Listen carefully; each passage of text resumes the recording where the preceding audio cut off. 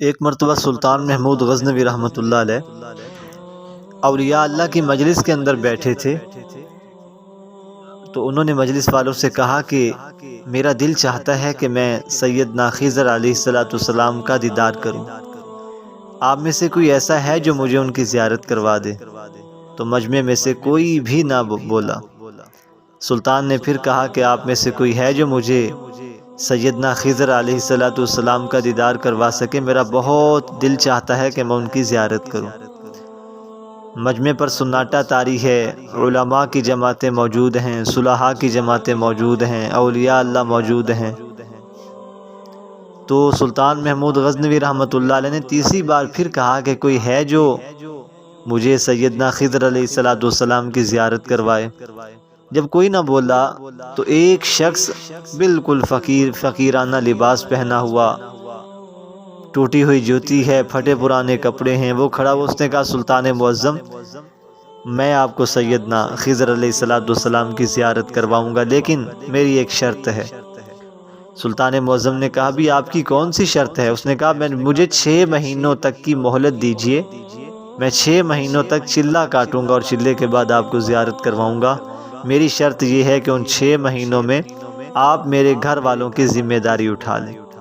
ان کے نان نفقہ کی، ان کے اخراجات کی ذمہ داری آپ اٹھا لیں، تو 6 مہینوں کے بعد میں آپ کو سیدنا خضر علیہ السلام کی زیارت کروا دوں گا۔ سلطان معظم نے کہا یہ تو بہت چھوٹی سی بات ہے، ٹھیک ہے آپ کی شرط منظور ہے، آپ جائیں چلہ کاٹیں، اپنے گھر والوں کو دربار میں بھیج دیں۔ گھر والوں کو شاہی کمرے کے اندر بٹھایا گیا، ان کے نان نفقے کا انتظام ہوا، 6 مہینے گزر گئے۔ 6 مہینوں کے بعد جب وہی شخص آیا تو مجمع انتظار کے اندر تھا، سلطان معظم انتظار کے اندر تھے کہ آج سیدنا خضر علیہ السلام کا دیدار نصیب ہوگا۔ وہ شخص کہنے لگا سلطان معظم میں معذرت کے ساتھ یہ کہنا چاہتا ہوں کہ چلے کے اندر کوئی نقصان پیدا ہوا، کوئی کمی آ گئی ہے، کوئی کمی رہ گئی ہے جس کی وجہ سے وظائف پورے نہیں ہو سکے، آپ مجھے مہربانی فرما کر 6 مہینے اور مہلت دے دیں تاکہ میں ان وظائف کی تکمیل کروں اور اپنا چلہ مکمل کروں، اس کے بعد آپ کو زیارت کرواؤں۔ بادشاہ پہلے تھوڑے سا غصے ہوا، لیکن کہا وزراء نے کہا کہ بادشاہ سلامت کوئی بات نہیں، 6 مہینے اور مہلت مل گئی تو وہ 6 مہینے بھی پورے ہو گئے، یعنی کہ پورا سال گزر گیا۔ اب درباریوں کو بہت بڑا انتظار تھا، ایک بہت اچھا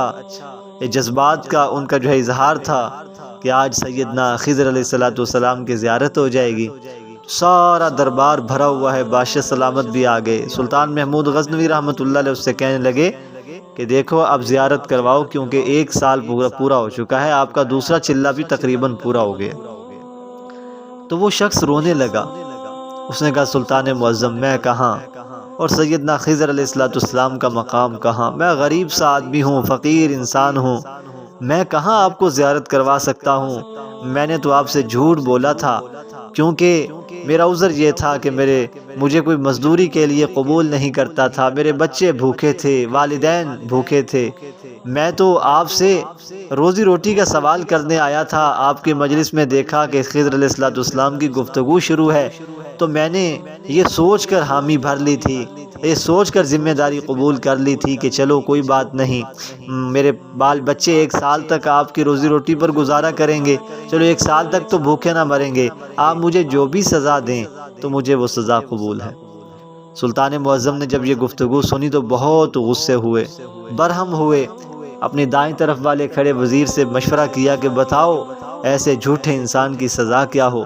اس وزیر نے کہا سلطان معظم اس نے بھرے مجمع کے اندر آپ سے جھوٹ بولا، اس کی سزا یہ ہے کہ آپ اس کو ذبح کر دیں، تاکہ پورے مجمع کو یہ احساس ہو، یہ پتہ ہو کہ سلطان معظم سے جھوٹ کا نتیجہ کیا ہوتا ہے۔ تو مجمع کے اندر سے ایک اور شخص کھڑا ہوا، اس نے کہا سلطان معظم اس وزیر نے جو مشورہ دیا ہے بالکل صحیح مشورہ دیا ہے۔ وہ شخص یہ کہہ کر بیٹھ گیا۔ سلطان معظم نے بائیں طرف والے وزیر سے پوچھا تم اس بارے میں کیا کہتے ہو؟ تو بائیں طرف والا وزیر کہنے لگا سلطان معظم اس کی گستاخی بہت بڑی ہے، اس کا جرم بہت بڑا ہے، اس نے بھرے مجمع میں سلطان معظم کو جھوٹ بولا، کل کو کوئی اور جھوٹ بولے گا، پرسوں کو کوئی اور جھوٹ بولے گا تو یہ ایک روایت چل پڑے گی، آپ اس کو سخت سے سخت سزا دیں، میں تو یہ چاہتا ہوں کہ اس کو آپ کتوں کے سامنے ڈال دیں۔ تاکہ کتے اس کا گوشت نوچ نوچ کر کھائیں اور لوگوں کو عبرت حاصل ہو۔ تو وہی شخص جو مجمع میں سے کھڑا ہوا تھا وہ دوبارہ کھڑا ہو کر کہنے لگا سلطان معظم، اس وزیر نے جو مشورہ دیا بالکل صحیح مشورہ دیا۔ سلطان معظم جو بھی کام کرتے تھے، آپ کا ایک خادم تھا، ایک غلام تھا جس کو ایاز کہا جاتا ہے، آپ نے ایاز سے بھی مشورہ طلب کیا، ایاز تم اس بارے میں کیا کہتے ہو کہ اس کی سزا کیا ہونی چاہیے؟ ایاز نے کہا سلطان معظم دیکھیں وہ غریب آدمی ہے، اس نے اپنا عذر بیان کر دیا، اگر آپ اس کو قتل کروا دیں گے تو اس کے گھر والوں کی، اس کے بیوی بچوں کی دیکھ بھال پوری زندگی تمہیں کرنی پڑے گی، آپ کے خزانے کے اندر کمی نہیں، 1 سال آپ نے ان کو روزی روٹی کھلائی ہے، آپ کے مال پر کیا اثر پڑتا ہے؟ آپ اللہ کی رضا کی خاطر اس کو معاف فرما دیں۔ وہی شخص جو مجمع میں سے 2 مرتبہ پہلے بھی کھڑا ہوا تھا وہ کھڑا ہوا، اس نے کہا سلطان معظم یہ جو ایاز نے آپ کو مشورہ دیا بالکل صحیح مشورہ دیا۔ سلطان معظم بڑے حیران ہوئے، اس نے کہا اللہ کے بندے تو کون ہے؟ ہر بار جس سے بھی مشورہ طلب کرتا ہوں تو کھڑا ہو کے کہتا ہے اس نے صحیح مشورہ دیا، بتا تیرا مطلب کیا ہے؟ تو وہی مجمع میں سے کھڑا شخص کہنے لگا سلطان معظم یہ جو دائیں طرف والا وزیر ہے نا، اس کا باپ جو ہے وہ کسائی ہے، اور کسائی کی فطرت میں جانوروں کو ذبح کرنا ہے، اس وجہ سے اس کی باپ کی فطرت اس کے اندر موجود ہے، اور اس نے وہی باپ والا مشورہ دیا کہ اس کو ذبح کر دیا جائے۔ اور جو بائیں طرف والا وزیر ہے اس کا باپ لوگوں کے کتوں کو نہلاتا ہے، اس وجہ سے اس کے باپ کا اثر اس کے اندر موجود ہے، اس کے باپ کی فطرت اس کے اندر موجود ہے، اس نے اپنے باپ کی فطرت پر ہوتے ہوئے وہی مشورہ دیا کہ اس کو کتوں کے سامنے ڈال دیا جائے۔ لیکن بادشاہ سلامت یہ جو ایاز ہے یہ سادات میں سے ہے، سید خاندان سے تعلق رکھنے والا ہے، اور سید خاندان کی خصوصیت یہ ہے، عادت یہ ہے، طبیعت اور فطرت اور مزاج یہ ہے کہ ان کے اوپر چاہے جتنا بھی کوئی ظلم کر لے، جتنی بھی تکلیفیں ڈھالے، لیکن وہ اللہ کی رضا کی خاطر معاف کر دیا کرتے ہیں۔ تو جب اہل سادات کی فطرت اس ایاز کے اندر موجود ہے، اس وجہ سے میں نے کہا کہ ایاز نے بالکل سچ فرمایا۔ تو بادشاہ رونے لگے، اس نے کہا ایاز ہم نے تو تمہیں اپنا غلام سمجھا ہوا تھا یار، ہم تو تمہیں اپنا نوکر سمجھتے تھے، ہم تو ہر طرح کا کام آپ سے کرواتے تھے، ہمیں کیا پتا تھا تو سید خاندان سے ہے، اللہ کے بندے تو ہمیں بتا دیتا کہ تو سادات میں سے ہے، اہل سادات میں سے سید خاندان سے تعلق رکھنے والا ہے، ہم آپ سے وہ کام نہ کرواتے۔ آج کے بعد آپ کو میں وزارت کے عہدے پر بٹھاؤں گا جب مجھے پتا چلا کہ تو سید ہے۔ تو ایاز کہنے لگا بادشاہ سلامت یہ جو مجمع میں کھڑا شخص ہے نا، اس نے میرا راز فاش کر دیا، بھرے مجمع کو میرا علم نہیں تھا کہ میں اہل سادات سے ہوں، سید خاندان سے ہوں، آقا نامدار صلی اللہ علیہ وسلم کی اولاد میں سے ہوں، اس شخص نے میرا راز فاش کیا ہے۔ تو بادشاہ سلامت اور اے اہل مجمع سن لو، میں بھی اس کا ایک راز فاش کروں گا۔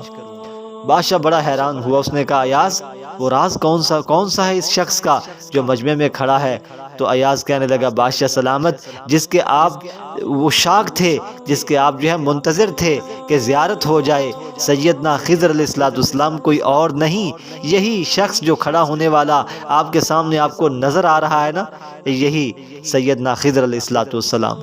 بادشاہ حیران ہوئے، سارے مجمع نے سیدنا خضر علیہ السلام کی زیارت کی، اور اس کے بعد بادشاہ نے کہا کہ دیکھو ایاز ہمیں کیا پتا تھا آپ کا مقام اتنا بڑا ہے، ہمیں کیا معلوم تھا، ہم تو آپ کے غلام سمجھتے تھے۔ اس کے بعد بادشاہ نے ایک تاریخی جملہ ارشاد فرمایا کہ بھئی کسی کو بھی کبھی بھی حقیر نہیں سمجھنا چاہیے، ہو سکتا ہے اللہ تعالیٰ کے ہاں اس کا پتہ نہیں بلند و بالا مقام ہو، ہم کیا جانتے ہیں۔